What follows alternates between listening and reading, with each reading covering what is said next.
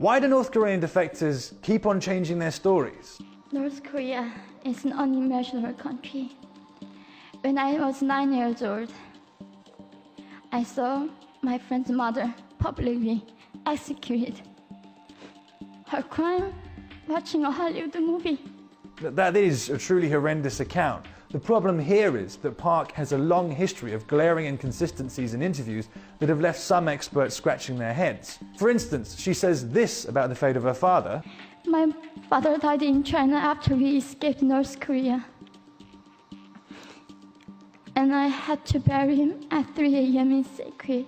But she's also told reporters on another occasion that her father was cremated. She told the Irish Independent that at one point, her and her sister were forced to fend for themselves in the mountains after their parents were imprisoned. Who looked after you? Were Mother. both of your children or both of your parents in jail at the same time? Mm-hmm. So you looked after yourselves. Yeah, sister and I. How did you survive? We had to find our ways to find the food to eat.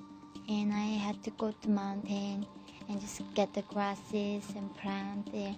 Dragonflies, I think. Yeah, dragonflies and more than things like frogs. But she gave a very different version of events to the BBC. After my father went to prison and my mom went to prison, 4 of us all separated. So my sister went to my uncle's house and I went to my aunt's house and lived there for 3 years. Park's subsequent explanation of her varied accounts was that it was because of a language barrier, having only recently learnt English.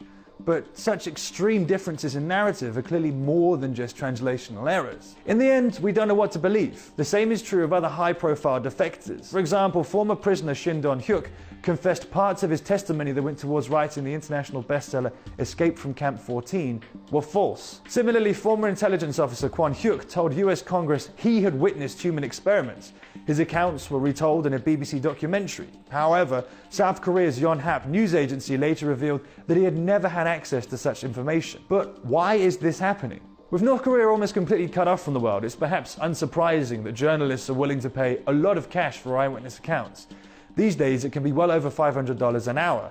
The juicier the details of human suffering, the bigger the bucks and/or exposure.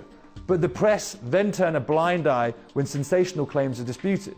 Sadly, though, these lucrative falsehoods ultimately backfire as they enable the regime and its apologists to dismiss all claims as lies.